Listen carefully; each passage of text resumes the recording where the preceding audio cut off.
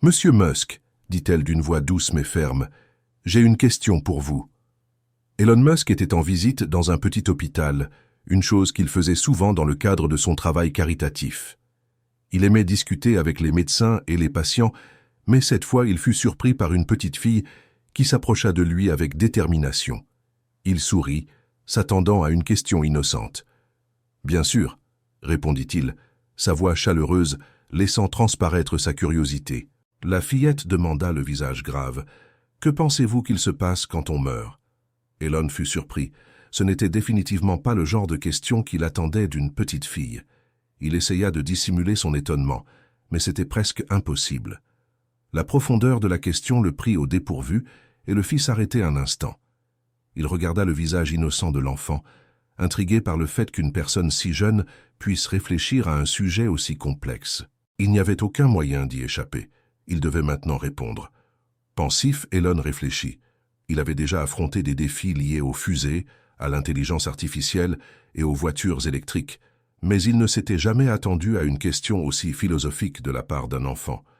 Il avait toujours cru en la science, en la logique, en ce qui pouvait être mesuré et compris, mais cette question touchait quelque chose qui allait au-delà de la raison. Il prit une grande inspiration et en croisant le regard de la fillette, se rendit compte que sa réponse devait être prudente. « C'est une grande question », commença-t-il lentement. « Tu sais, je n'ai pas toutes les réponses, mais voici ce que je pense. » Il fit une pause, cherchant les mots appropriés. L'atmosphère se fit soudain plus silencieuse. Les gens autour qui discutaient auparavant s'étaient tus, curieux de cette interaction inattendue. La petite fille resta imperturbable, ses petites mains entrelacées devant elle, attendant patiemment. Il y a beaucoup de choses dans ce monde que nous ne comprenons pas encore entièrement, poursuivit-il calmement. La science nous aide à comprendre l'univers, les étoiles, les planètes, mais il reste encore des mystères sans réponse. Il se remua légèrement, sentant le poids de la responsabilité qu'impliquait cette question. À nouveau, ses yeux rencontrèrent ceux de la fillette qui le fixaient avec attention, comme si elle attendait quelque chose de spécial. « Peut-être, » dit-il prudemment, « qu'on ne sait vraiment pas ce qui se passe quand on meurt. Mais je crois que ce monde dans lequel nous vivons, cette terre si pleine de merveilles, fait partie de quelque chose de plus grand. » Les yeux de la fillette se plissèrent légèrement, comme si elle essayait de mieux comprendre. Elle ne semblait pas complètement satisfaite. « Alors, ça veut dire que quand on meurt, on redevient simplement une partie des étoiles ?» demanda-t-elle, inclinant la tête. Sa voix trahissait une légère incertitude, mais il était évident qu'elle avait encore d'autres questions. Elon hésita. Comment répondre à cela? Il n'avait jamais vraiment réfléchi profondément à ce sujet. C'était une question bien trop vaste pour y apporter une réponse simple. Il se gratta le menton, ressentant le poids de cette conversation. Il savait que ses paroles auraient un impact. Il était habitué aux débats complexes sur la technologie et la science, mais celui-ci était différent. Cette question touchait à quelque chose de bien plus intime, quelque chose qui allait au-delà de la logique et de la raison. « Je ne sais pas », finit-il par dire, secouant la tête avec un léger soupir. « Peut-être qu'on n'a pas besoin de toutes les réponses maintenant. Peut-être qu'il est normal de ne pas tout savoir immédiatement. » La fillette resta silencieuse un moment, assimilant ce qu'il venait de dire.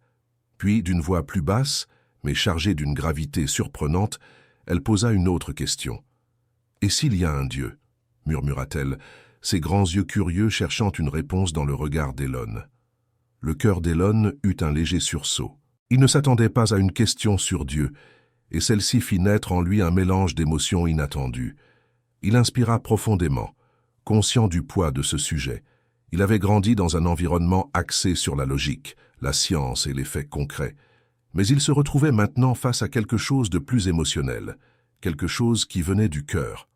« Eh bien, commença-t-il, choisissant ses mots avec soin, je pense que chacun croit en des choses différentes. Certains croient en Dieu, d'autres ne croient qu'en la science, et il y a des gens qui essaient de concilier les deux. Au fond, peu importe exactement en quoi l'on croit. L'important, c'est que placer sa foi en quelque chose de plus grand que nous peut nous donner de l'espoir. » L'expression de la fillette s'adoucit comme si cette réponse, bien que surprenante, la poussait à réfléchir. Cependant, après un bref silence, elle reprit presque avec appréhension « Mais, et si Dieu n'existe pas vraiment? Visiblement touché, Elon marqua une pause. Il ne s'attendait pas à aller aussi loin dans cette discussion. Il prit une longue inspiration avant de répondre, conscient de la responsabilité que portaient ses mots. « Tu sais, dit-il avec honnêteté, c'est une question très difficile. Je ne sais pas si j'ai la réponse que tu cherches, mais je crois que c'est bien de poser ces questions. Peut-être que la première étape pour trouver des réponses, c'est justement d'avoir le courage de demander. » La fillette resta assise en silence un instant, serrant nerveusement ses petites mains sur ses genoux. Elon se demanda s'il avait dit ce qu'il fallait. Il pouvait presque voir les rouages tourner dans son esprit, mais il remarqua aussi une légère tristesse dans son regard. « Tu sais, dit-elle d'une voix à peine audible, je me suis toujours demandé si Dieu était réel, mais parfois j'ai peur de ne jamais le découvrir. » Elon sentit son cœur se serrer. Il ne pouvait s'empêcher de remarquer que cette peur exprimée par la fillette était la même que celle que tant d'adultes portent en eux, la peur de l'incertitude, de l'inconnu. Pourrait-il l'aider à trouver un peu de paix? Il se pencha légèrement en avant, essayant d'entrer au maximum en contact avec ce petit être humain devant lui. Leurs regards se croisèrent, et il parla avec calme et empathie. « Ce n'est pas grave d'avoir peur, dit-il doucement. Mais souviens-toi que tu n'es jamais seul. Il y a des gens qui tiennent à toi, et il y a toujours quelque chose en quoi croire, même quand il semble que nous n'ayons pas toutes les réponses. L'important, c'est de continuer à chercher. » La fillette l'observa quelques secondes, les yeux brillants d'émotion. Puis, soudain, des larmes commencèrent à rouler sur ses joues. Elon fut surpris, ne sachant pas immédiatement comment réagir.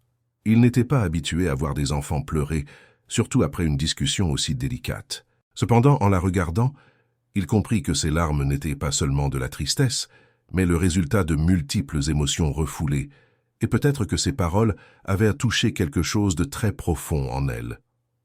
Avec douceur, il posa sa main sur l'épaule de la fillette. « Hé !» dit-il d'une voix calme et réconfortante, « il n'y a pas de mal à pleurer. Parfois, nous avons tous besoin de libérer ce que nous ressentons. Mais souviens-toi que tu n'as pas à trouver toutes les réponses aujourd'hui. Tu peux continuer à poser des questions, et c'est déjà très important. » La fillette acquiesça, pleurant toujours, mais avec un soupir de soulagement. Elle essuya ses larmes du revers de la main, tandis qu'Elon restait à ses côtés, en silence. Le moment sembla s'étirer, comme si le temps s'était arrêté, mais il sut au fond de lui que c'était l'une des interactions les plus significatives de sa vie. En la voyant sécher ses dernières larmes, il ressentit une étrange sensation de calme. Quelque chose avait changé en lui. L'espace d'un instant, il n'était plus seulement l'ingénieur visionnaire, l'homme de science et de technologie. Il était quelqu'un qui avait été témoin de la vulnérabilité humaine sous sa forme la plus pure. « Merci de m'avoir posé cette question, » dit Elon avec sincérité. « Peut-être que je n'ai pas toutes les réponses, mais tu m'as fait réfléchir d'une façon que je n'avais jamais envisagée auparavant. » La fillette lui adressa un léger sourire, lui lançant un regard qui semblait chargé d'une nouvelle compréhension. Elle n'avait pas toutes les réponses, mais pour la première fois, elle paraissait en paix avec cela. Elon se retourna, prêt à partir. Mais avant de poursuivre son chemin, il jeta un dernier coup d'œil en arrière. La fillette était toujours assise, apparemment perdue dans ses pensées, mais il y avait quelque chose de différent chez elle, une sérénité qui n'existait pas auparavant. Parfois, les questions les plus simples sont celles qui changent tout. Pour Elon, ce moment resterait gravé dans sa mémoire à jamais. Le son léger et constant de l'hôpital remplissait l'atmosphère tandis qu'il avançait dans le couloir. La question de la fillette continuait de résonner dans son esprit, persistante d'une manière à laquelle il ne s'attendait pas.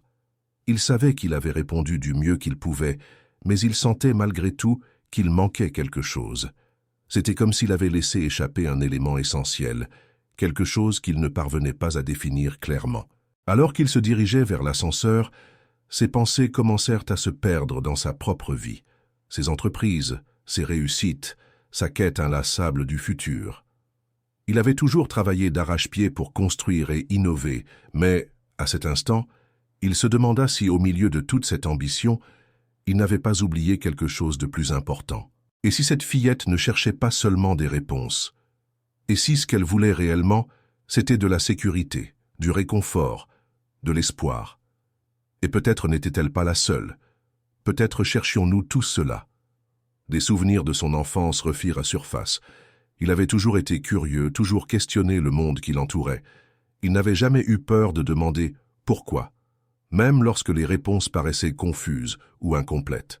Cependant, face à des questions aussi profondes que la vie, la mort et l'inconnu, il avait désormais la sensation de tâtonner dans l'obscurité. Dans les jours qui suivirent, le souvenir du visage de la fillette ne le quitta pas. L'instant pouvait sembler simple, presque anodin, mais quelque chose en lui résonnait de manière plus profonde. Elon se mit à réfléchir aux questions qu'elle avait posées, sur Dieu, sur la vie après la mort, et pour la première fois depuis longtemps, il se retrouva à chercher des réponses qui n'avaient pas de lien direct avec la science ou la technologie. Il ne pensait plus au futur de l'humanité, mais plutôt à un tableau bien plus vaste. Ses nuits devinrent des moments d'introspection.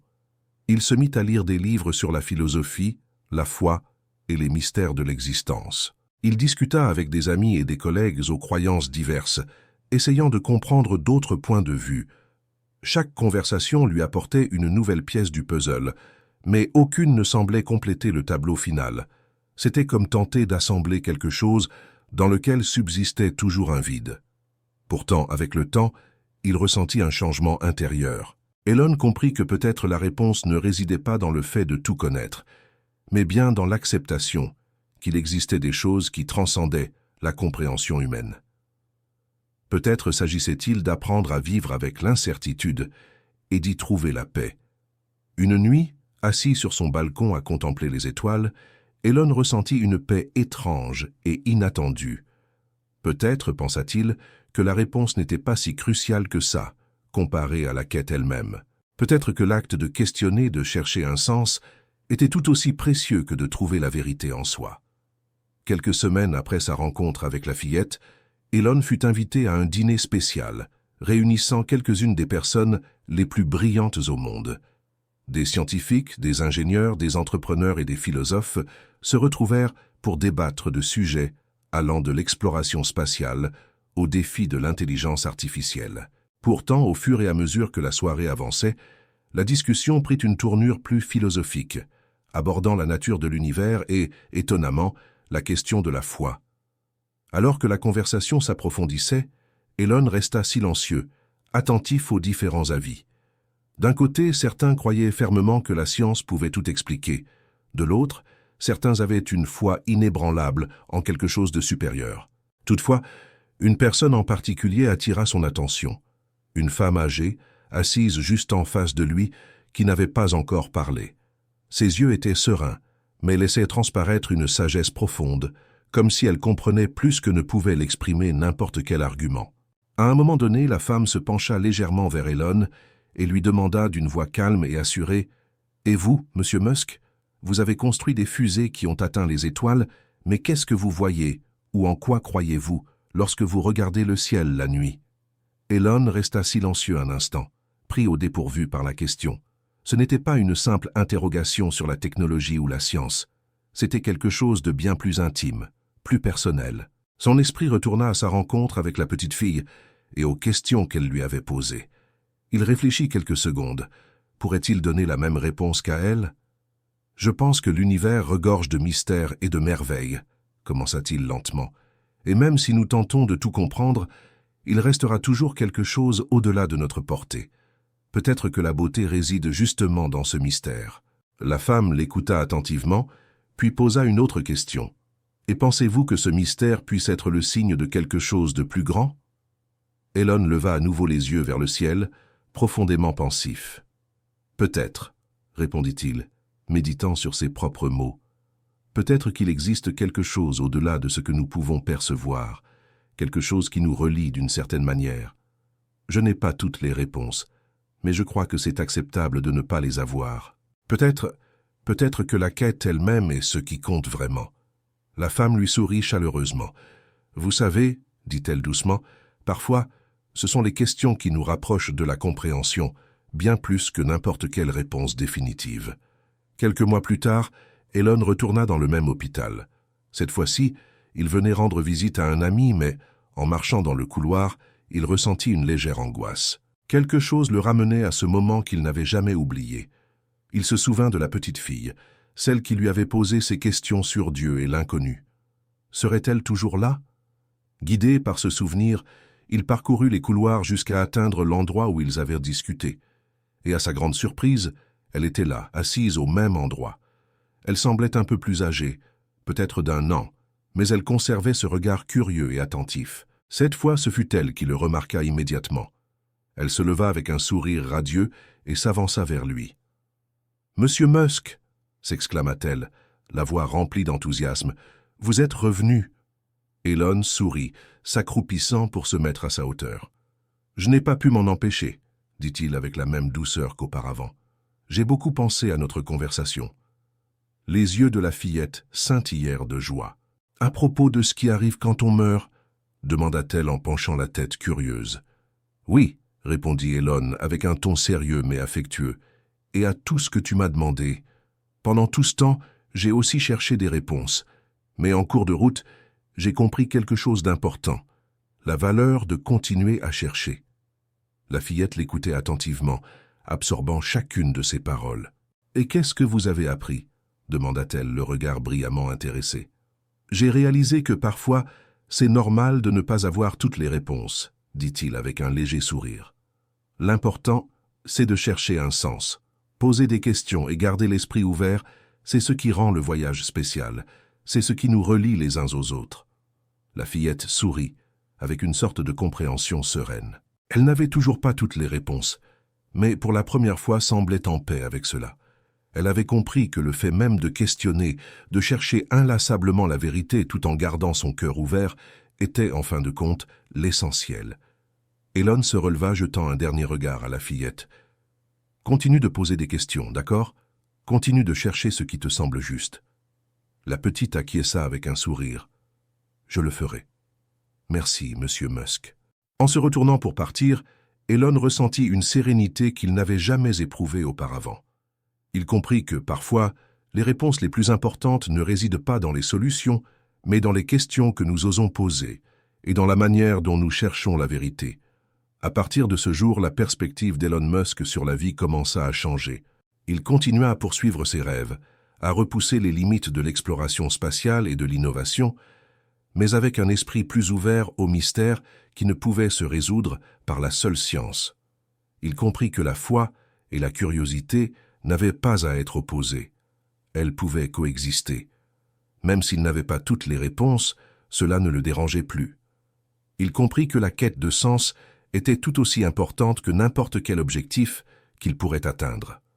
Quant à la fillette, elle grandit en gardant cet esprit curieux, toujours en train de poser des questions, toujours en train de chercher.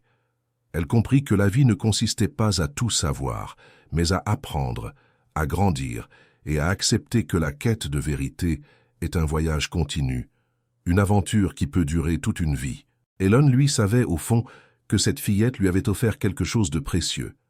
Pas des réponses définitives, mais le rappel que poser des questions faisait déjà partie de la solution.